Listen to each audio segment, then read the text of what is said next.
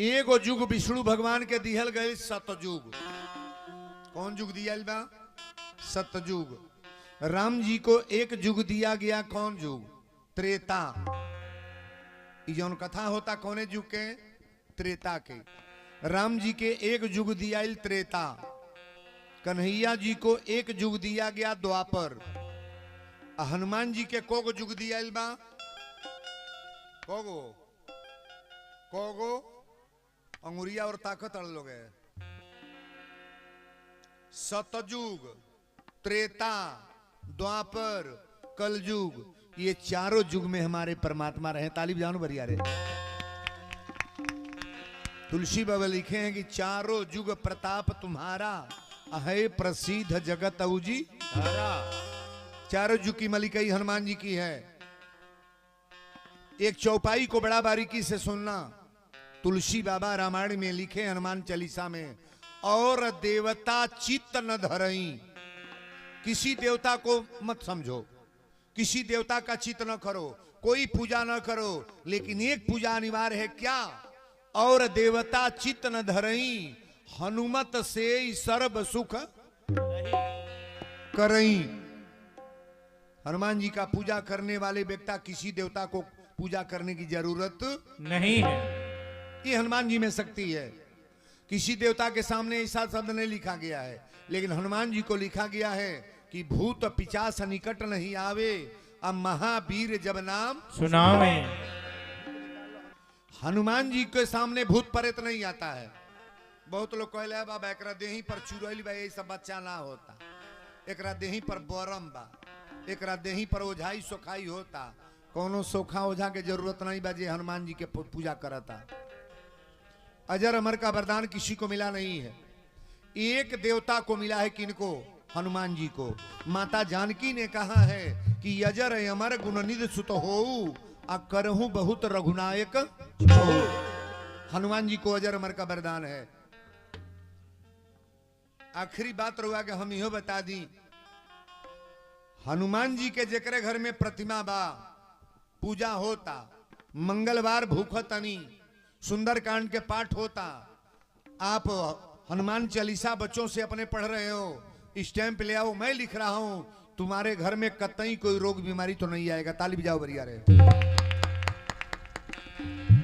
तुम्हारे घर में कोई घटना, आकस्मिक घटना नहीं होगी। जैसे नौजवान बेटा मर गया, पति मर गया, औरत मर गई, ऐसा नहीं होगा। किनका नाम लेने से? हनुमान जी का नाम लेने से।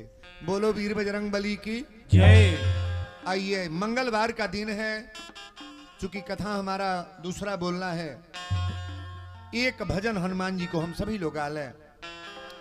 खास दास हव करुणा निधान के, बोलो वीर बजरंग बली की जय। खास दास हव करुणा निधान के, कहिया दर्शन करैब भगवान से। दास दास हम करुणा निधान के, कहिया दर्शन करैब भगवान के। दास दास हम करुणा निधान के, कहिया दर्शन करैब भगवान के।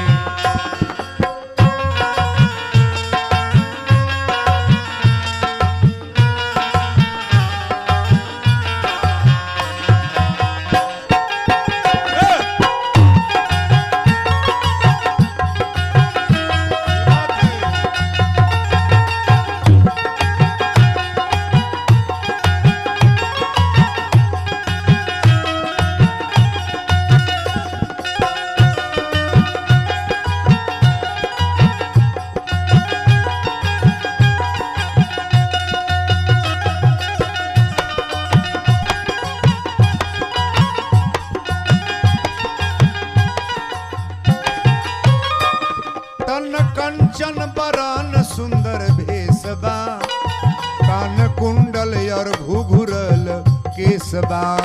कान कंचन बरन सुंदर भेसबा, कान कुंडल घुघुरल केसबा।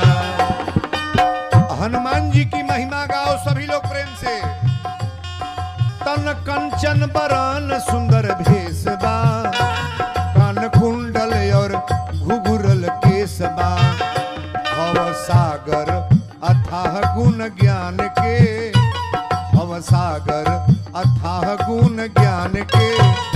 कहिया दर्शन करई भगवान से।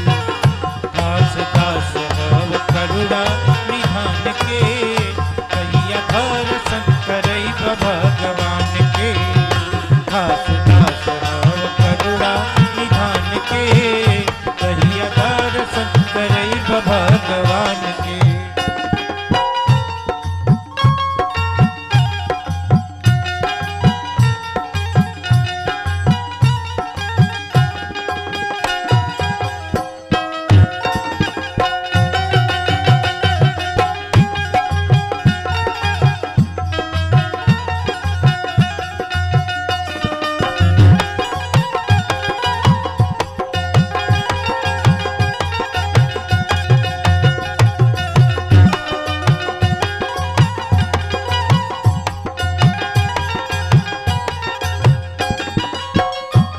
तहरा बतिया के जान तर के ना, धवला गिर के उठवल जैसे गेना।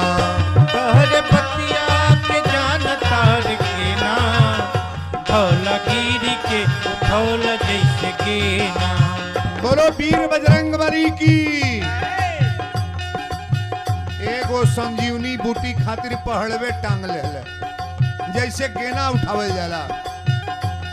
तहरा बतिया के जान तर के ना, धवला गिरी के उठवल जैसे गेना। सत जो जन तू पार कैलयान के, सत जो जन तू पार कैलयान के। कहिया दर्शन करई भगवान के। दास दास हव करुणा निधान के, कहिया दर्शन करई भगवान के। दास दास हव करुणा निधान के, कहिया दर्शन करई भगवान के।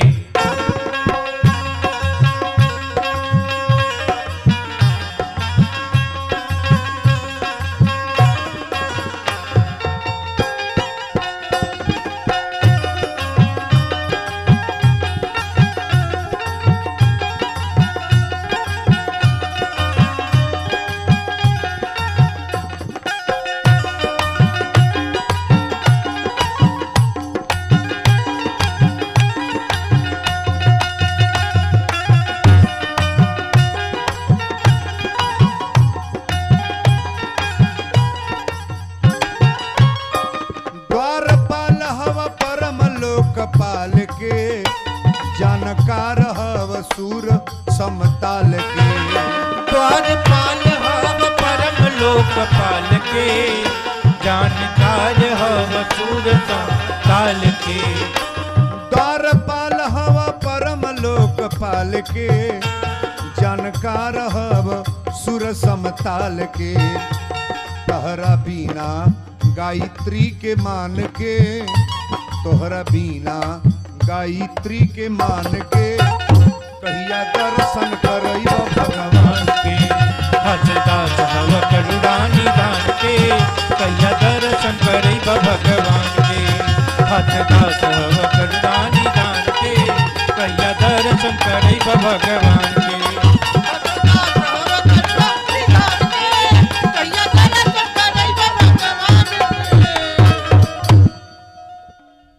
खास दास हव करुणा निधान के,